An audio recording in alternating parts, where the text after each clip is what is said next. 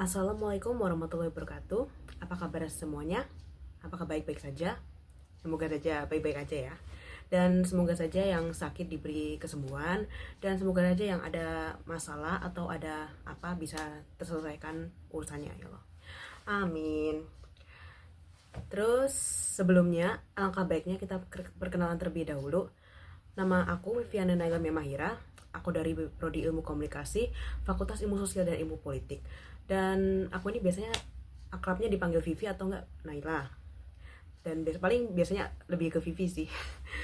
Terus aku mau bahas sih soal beda penggunaan referensi dan menjiplak dalam membuat suatu karya, terutama dalam ranah menggambar, karena di Indonesia ini masih banyak kasusnya yang terjadi gitu. Nah, teman-teman, di Indonesia ini masih sering terjadi seorang individu yang menjiplak atau tracing karya milik orang lain yang kemudian malah didistribusikan atau dikomersilkan ini. Hal ini tentu merugikan pemilik asli dari karya tersebut dan juga bisa melanggar hak cipta, sebagaimana sudah ditetapkan dalam Undang-Undang Nomor 28 Tahun 2014.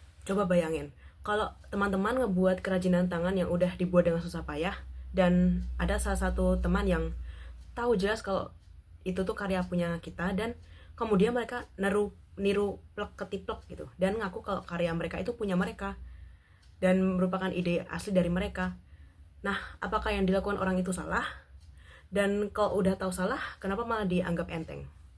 Sebenarnya, tracing itu boleh dilakuin, asal dengan syarat digunakan untuk belajar mengenai anatomi atau basic shape dari apa yang kita gambar.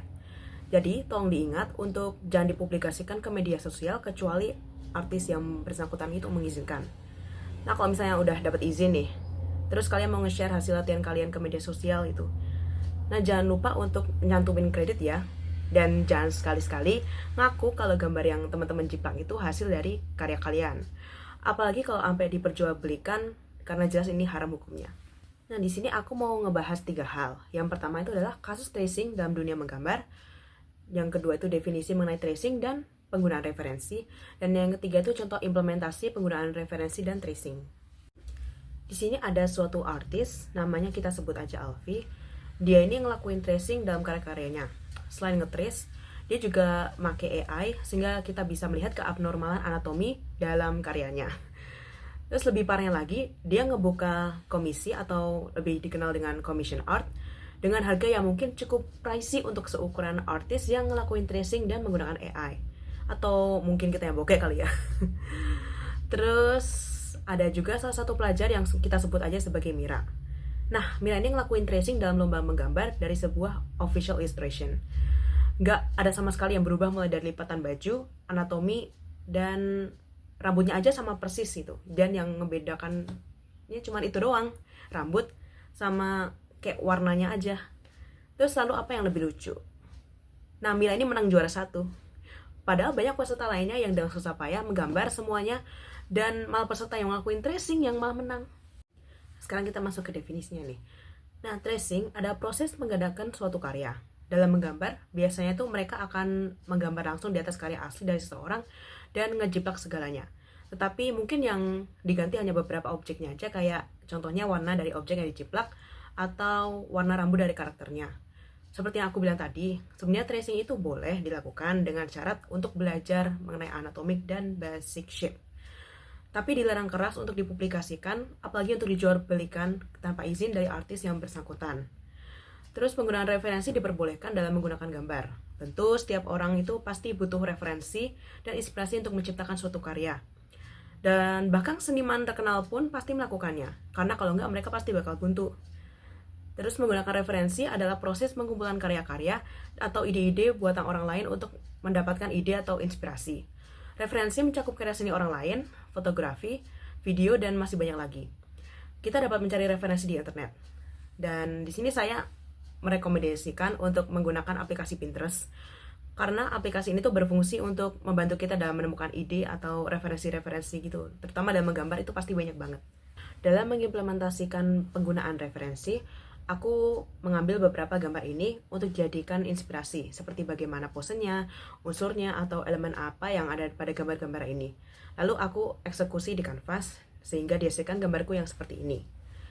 Terus untuk yang tracing, kita cuma ngikutin garis yang ada pada gambar asli tersebut tanpa mengeluarkan effort yang banyak. Intinya hanya menjiplak plek ketiplek gitu. Jadi di sini pasti udah tahu kan bedanya referensi sama tracing. Meskipun terkadang menggambar itu bikin kita stres dengan apa yang kita dapatkan, kita juga harus menikmati segala prosesnya. Dengan rajin berlatih secara konsisten, dan pasti skill kita akan mengalami improve secara bertahap. Sehingga kita tidak perlu melakukan lagi tracing karya seseorang lagi. Kita perlu memahami kalau referensi sama tracing itu dua hal yang berbeda jauh.